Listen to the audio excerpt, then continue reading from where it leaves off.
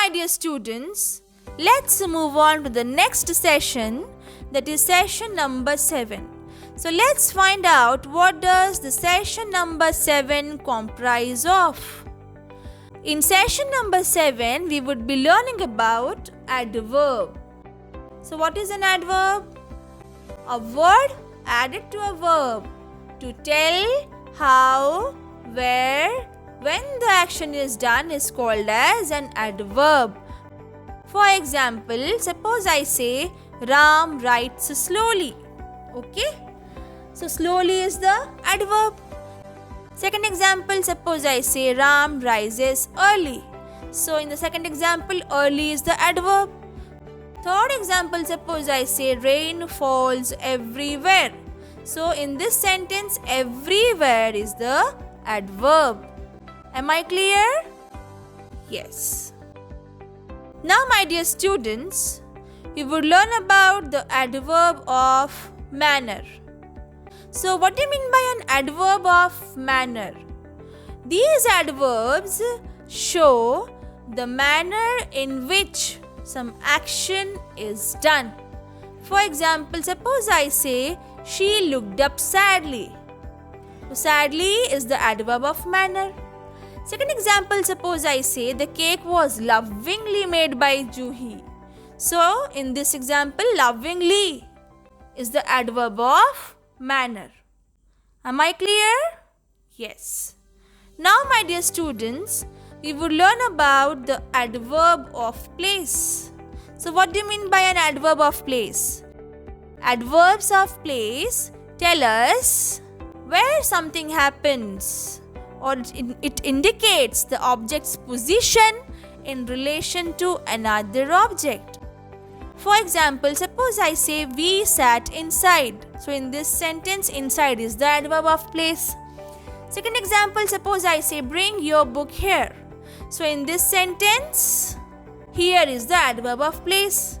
Third example, suppose I say I have been looking for him everywhere. So in this sentence, everywhere is the adverb of place. Am I clear? Yes. Now my dear students, let's move on to the adverb of time. So what does an adverb of time indicate? An adverb of time is an adverb that describes when the action of a verb is carried out. For example, suppose I say I will call you later. So later here reveals the adverb of time. Second example, suppose I say I saw that movie last year. So last is the adverb of time in this sentence. Am I clear? Yes. Now my dear students, we would be learning about the adverb of degree. So what do you mean by an adverb of degree?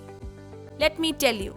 Adverb of degree tells us about the intensity of something. It is usually placed before the adjective, adverb or verb that they modify, although there are some exceptions. For example, suppose I say this box is not big enough. So, big is the adverb of degree. Second example, suppose I say the rose is very beautiful. So, very is the adverb of degree. Third example, suppose I say the man was almost angry. Almost is the adverb of degree in this sentence. Am I clear, my dear students? Yes. Now, my dear students, we would be learning about the interrogative adverbs. What do you mean by an interrogative mark? It is a question mark, okay? So, what do you mean by interrogative adverb? Let me tell you. It is an adverb, or the interrogative adverb is an adverb that asks a question about place, time, manner, or reason. For example, first example, suppose I say, how did you do it? So in this sentence, how is the interrogative adverb. The second one, or the second example, suppose I say, where is Abdul? Okay, so in this sentence, where is the interrogative adverb. Am I clear? Yes. Now, my dear students, we would be learning about the comparison of adverb. So, some adverbs like adjectives have 3 degrees of comparison. For example, the first one is the positive degree of comparison of adverb. The second one is the comparative one, and the third one is the superlative one. For example, suppose I say long. So, for the word long, the positive degree of comparison will be the same, that is long. The comparative degree of comparison will be longer, and the superlative one will be longest. Likewise, if I say near, for the word near, the positive one will be the same, that is near. The comparative one will be nearer, and the superlative one will be nearest. Third example, suppose I say soon. The positive adverb will be soon. The comparative one will be sooner, and the superlative one will be soonest. Am I clear, my dear students? Yes. Now, my dear students, we would be learning about the exceptions, the case of exceptions. A few adverbs are compared irregularly. For example, suppose I say the word well, that is W-E-L-L. The positive one will be the same, that is well. The comparative one will be, that is better, and the superlative one will be the best. Okay? Suppose I say badly. The positive one will be the same, that is badly. The comparative one will be worse, and the superlative one will be worst. W-O-R-S-T. Third one, suppose I say much. The positive one will be the same, that is much. The comparative one will be more, and the superlative one will be most. Okay? Am I clear, my dear students? Yes.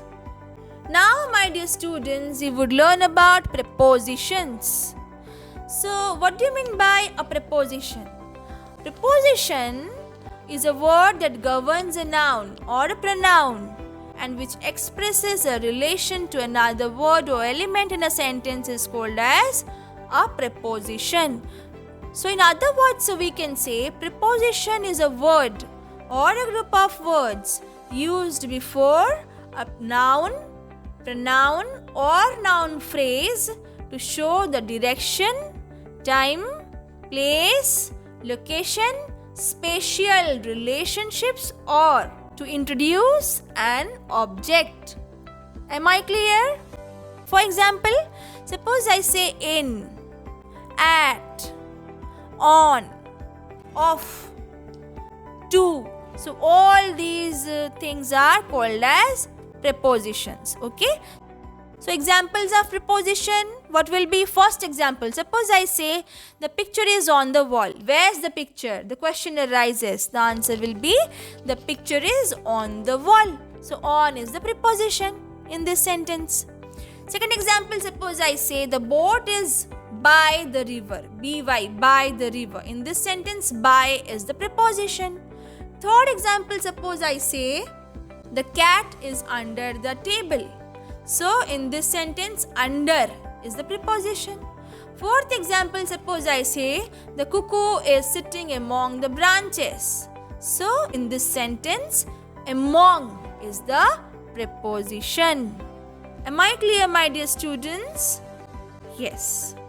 Now, my dear students, we would be learning about the correct use of preposition. So, what is a preposition? A preposition is a word that is being placed before a noun or a pronoun to show in what relation the person or thing denoted by the noun stands to something else. For example, suppose I say the letter is from him. So, in this case, the preposition will be from. Second example, suppose I say I do not believe in them.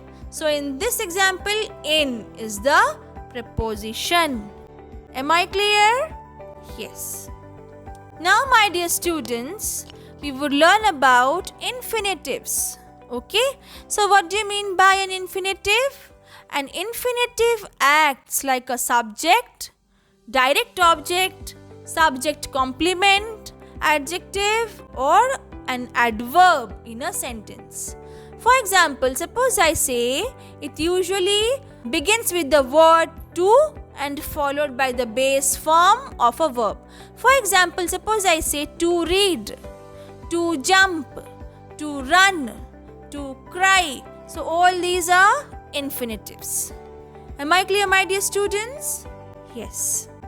Now, my dear students, we will be learning about the examples of infinitives.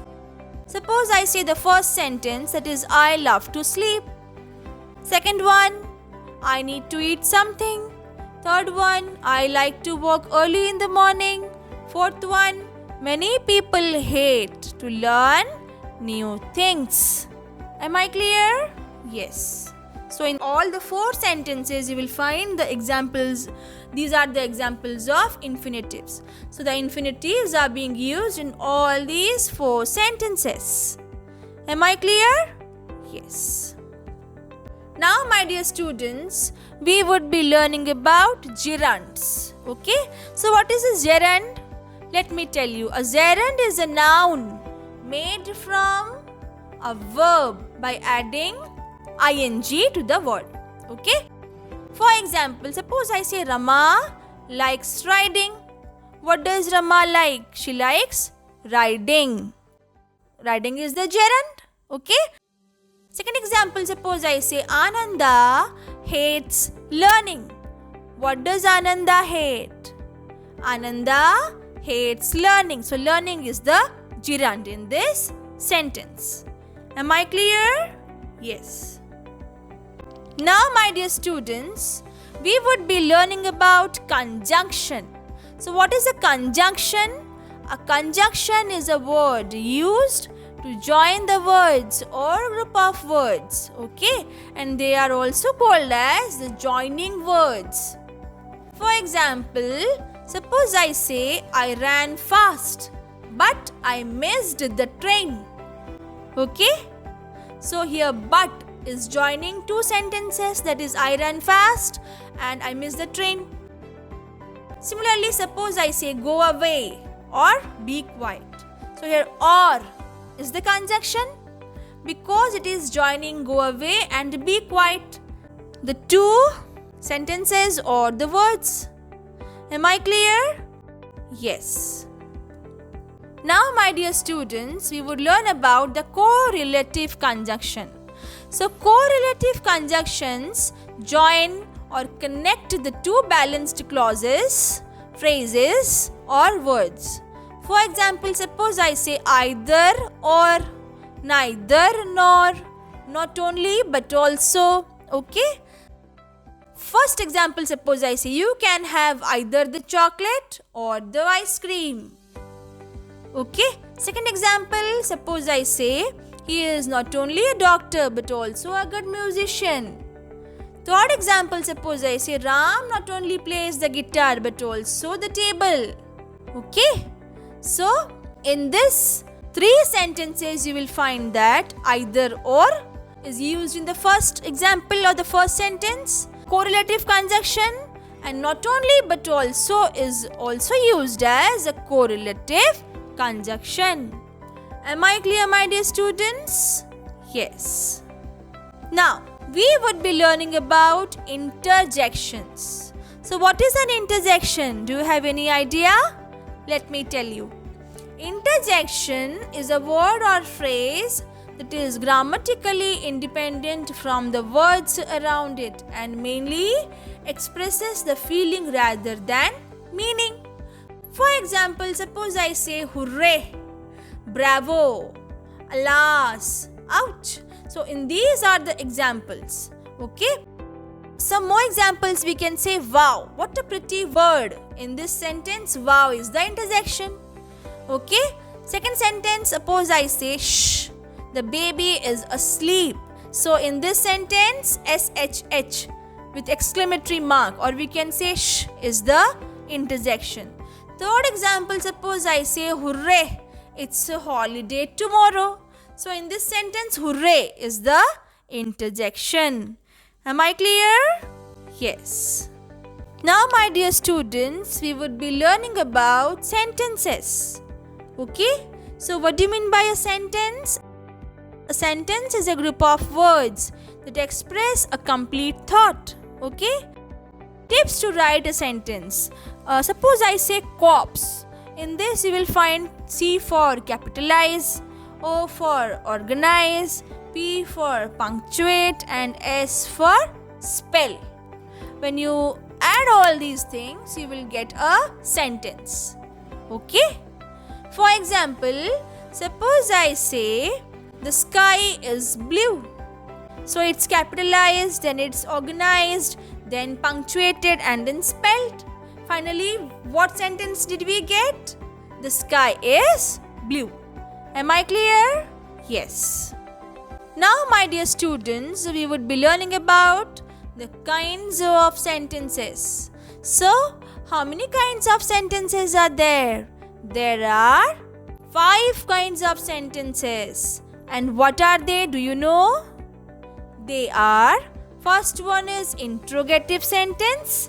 The second one is declarative sentence. The third one is exclamatory sentence. And the fourth one is the imperative sentence. And the fifth one is negative sentence. Am I clear? Yes. Now, my dear students, we would be learning about the interrogative sentences. So, what is an interrogative sentence? The answer will be, an interrogative sentence is a sentence that asks a question and ends with a question mark or ends in a question mark. For example, suppose I say, how are you? This is an interrogative sentence. Second one, where are you going? Again, this is also an interrogative sentence. Third one, suppose I say, what are you playing? This is also an interrogative sentence. Am I clear? Yes. Now, my dear students, we would be learning about the declarative sentence. So, what do you mean by a declarative sentence? A declarative sentence is a sentence that makes a statement or conveys an information. The declarative sentence always ends with a full stop. Okay? For example, first example, suppose I say Mr. Shah is going to the market. This is a declarative sentence, isn't it? Yes. Second example, suppose I say tiger is a carnivorous animal. Again, this is one declarative sentence because the sentence ends with a full stop. Third example, suppose I say rabbits have long ears. So, this sentence also ends with full stop. This is also a declarative sentence. Am I clear? Yes. Now, my dear students, we would be learning about exclamatory sentences. So, what do you mean by an exclamatory sentence? Exclamatory sentence expresses strong emotions or fear or excitements and it ends with an exclamatory mark. It is astonishment or surprised. Okay? For example, suppose I say such a silly girl. It ends with exclamatory mark. This is an exclamatory sentence. Second example, suppose I say how stupid I am. So this ends with an exclamatory mark. This is an exclamatory sentence. Third one, suppose I say what a beautiful flower is. This also ends with exclamatory mark. So of course, this is also an exclamatory sentence. Am I clear? Yes. Now, my dear students, we would be learning about imperative sentences. What do you mean by imperative sentence? Let me tell you. An imperative sentence always gives an order, a command or a request. For example, suppose I say, stop talking. This is an imperative sentence. Second one, suppose I say, tell me the truth. This is also an imperative sentence. Am I clear? Yes. Now, my dear students, we would be learning about negative sentences. So, what do you mean by a negative sentence? A sentence with not or no is called as a negative sentence. For example, suppose I say, lions do not eat grass. In this sentence, do not reveals the negative thing. Okay. Second example, suppose I say, you should not cheat on tests. So, should not is the negative sentence, isn't it? Yes. Now, my dear students, we would be learning about subject and predicate. So, every complete sentence has two parts. What are they? The first one is the subject and the second one is the predicate. What is the subject? The subject is the who or what the sentence is about. Okay? And what do you mean by a predicate? The predicate tells what the subject does. Am I clear? For example, suppose I say birds build nests in trees. So in this sentence, subject will be birds and build nests in trees will be the predicate. Okay? Second example, suppose I say cows eat grass. So the subject in this sentence will be cows and eat grass will be the predicate. Am I clear, my dear students? Now, my dear students, we would be learning about the subject-verb agreement. So this includes that a verb must agree with its subject in number and person. Second one is a singular subject takes a singular verb, that we all know. Okay. Third one will be a plural subject always takes a plural verb. Okay. For example, suppose I say the dog barks. That will be converted into the dogs bark. Okay. Suppose I say second sentence with example, he has a book. What will be the answer? When it gets converted into a plural verb, it will be they have books. Am I clear? Yes. Now, my dear students, we would be learning about voice. So, how many types of voices are there? The first one is the active voice, okay? And the second one is the passive voice. So, what do you mean by an active voice? Let me tell you. When the subject is directly acting on the object, then the sentence is written in active voice.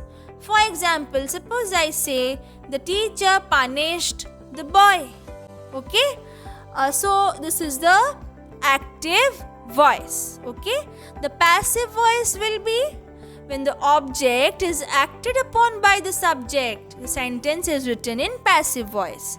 For example, the same sentence, that is the teacher punished the boy, which was in active voice, will be rewritten as the boy was being punished by the teacher. So this is the passive voice. Am I clear? Yes. Now, my dear students, we would be learning about the examples of active and passive voice. Some more examples I'll give you. Suppose I say the active voice, children love dogs. The passive one will be dogs are being loved by children. Second example, suppose I'll say Sahil opened the door. The active voice is there. So the passive one will be the door was being opened by Sahil. Am I clear? Yes. Now, my dear students, we would be learning about speech. Okay?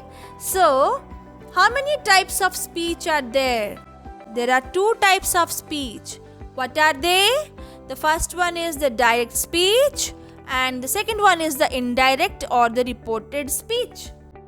Now, what do you mean by a direct speech? Let me tell you.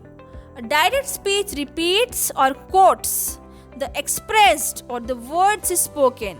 When we use the direct speech, we place the words spoken between the quotation mark or the double inverted comma. Okay? And suppose I say, he said, I will work hard to succeed. So he said, okay, what did he say?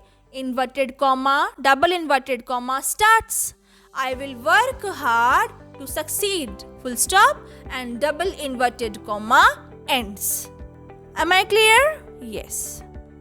Now, my dear students, let's move on to indirect speech or reported speech. What is indirect speech or what is the reported speech? The answer will be indirect speech or reported speech is usually used to talk about the past. So we normally change the tense of the words spoken into in case of indirect speech or reported speech. Just as I told you earlier, for example, he said that he will work hard to succeed. So this is the indirect form or the indirect speech or reported speech. Why? Because we have used he said that. Am I clear, my dear students? Yes. So thank you all, my dear students, for your patient hearing, and have a nice day.